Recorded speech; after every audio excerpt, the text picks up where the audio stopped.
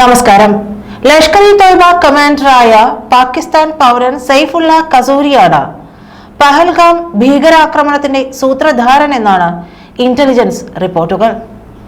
അതിർത്തി കടന്നുള്ള നിരവധി ആക്രമണങ്ങൾ ആസൂത്രണം ചെയ്ത ഭീകരനാണ് ഖാലിദ് എന്നറിയപ്പെടുന്ന കസൂരി.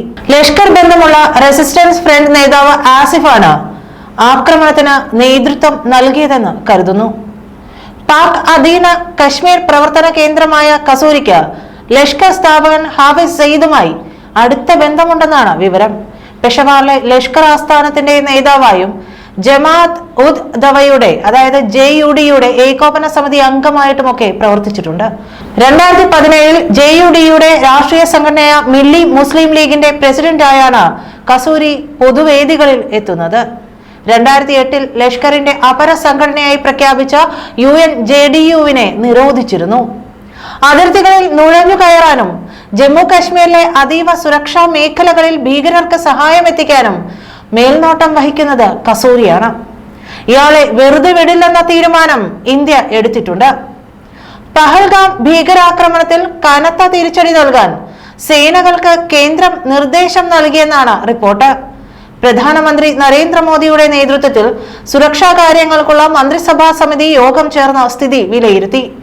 രാജ്യത്തെ ഞെട്ടിച്ച പഹൽഗാം ഭീകരാക്രമണത്തെ തുടർന്നുള്ള സ്ഥിതിഗതികൾ സുരക്ഷാ കാര്യങ്ങൾക്കായുള്ള കേന്ദ്ര മന്ത്രിസഭാ സമിതി ബുധനാഴ്ച യോഗം ചേർന്ന് വിലയിരുത്തിയിരുന്നു. പാകിസ്ഥാന് പങ്കുണ്ടെന്ന നിലപാടിലാണ് ഇന്ത്യ.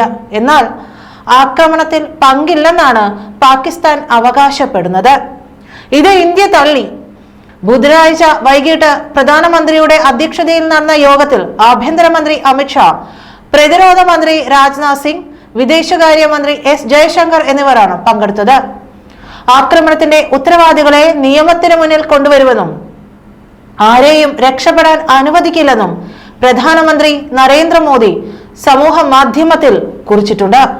6 വർഷം മുമ്പ് പുൽവാമയിൽ നടന്ന ഭീകരാക്രമണത്തിൽ 40 CRPF ജവാന്മാരാണ് കൊല്ലപ്പെട്ടത്. പാക് അധിനിവേശ കശ്മീരിലെ ഭീകര പരിശീലന ക്യാമ്പുകൾ വ്യോമാക്രമണത്തിൽ തകർത്തുകൊണ്ടാണ് അന്ന് ഇന്ത്യ തിരിച്ചടിച്ചത്. അന്ന് ആദ്യമായാണ് ഒരു ഭീകരാക്രമണത്തിന് മറുപടിയായി ഇന്ത്യ അതിർത്തി കടന്ന ആക്രമണ നടപടിയിലേക്ക് കടന്നത്. മാത്രവുമല്ല, ഇത് നടന്ന 6 മാസത്തിനുള്ളിൽ ആർട്ടിക്കിൾ 370യിലൂടെ കശ്മീരിന്റെ പ്രത്യേക പദവി എടുത്തു കളയുകയും ചെയ്തു. 2019 പുൽവാമ ആക്രമണത്തിന് ശേഷം ഉരുത്തിരിഞ്ഞ അതേ സ്ഥിതിവിശേഷമാണ് ഇപ്പോൾ രാജ്യത്ത് നിലനിൽക്കുന്നത്. ഇരകളെ മതാടിസ്ഥാനത്തിൽ വിഭജിച്ച് മാറ്റി നിർത്തി വെടിവെച്ചു കൊന്നതിലെ പ്രകോപനം വളരെ വ്യക്തം. പുൽവാമയാണ് മാതൃകയെങ്കിൽ ഒരു സർജിക്കൽ സ്ട്രൈക്ക് പ്രതീക്ഷിക്കാം. ശത്രുവിനെ അവരുടെ തട്ടകത്തിൽ തന്നെ പ്രതിരോധിച്ചുകൊണ്ട് ആക്രമിക്കുക. അതാണ് തുറന്ന യുദ്ധത്തേക്കാൾ ദേശ സുരക്ഷയ്ക്ക് ഗുണം ചെയ്യുക. ഇതാണ് ഇന്ത്യൻ ദേശീയ സുരക്ഷാ ഉപദേഷ്ടാവ് അജിത് ഡോവലിന്റെ പാകിസ്ഥാൻ നയം. 26 നിരപരാധികളുടെ ജീവനെടുത്ത ആക്രമണം നടത്തിയ ഭീകരരുടെ ചിത്രങ്ങൾ പുറത്തുവിട്ട് സുരക്ഷാ സേന അന്വേഷണം അതിവേഗത്തിലാക്കുകയും ചെയ്തിട്ടുണ്ട്.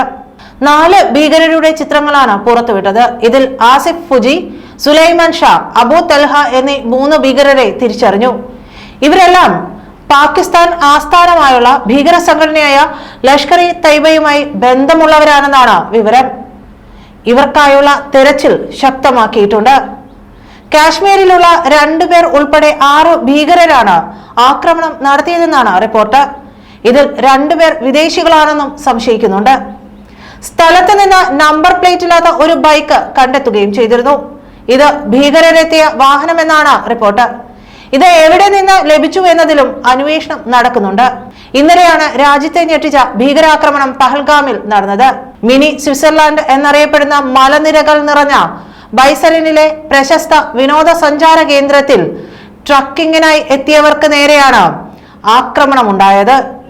കാൽനടയായും കുതിരപ്പുറത്തും മാത്രം എത്താൻ കഴിയുന്ന ഹിൽ സ്റ്റേഷനാണ് അനന്ത്നാഗ് ജില്ലയിലെ പഹൽഗാം മേഖലയിലെ ബൈസരൻ. വിനോദസഞ്ചാരികളുടെ നേരെ വെടിയുതിർത്ത ഭീകരരിൽ ഒരാളുടെ ചിത്രം നേരത്തെ പുറത്തു വന്നിരുന്നു. നന്ദി.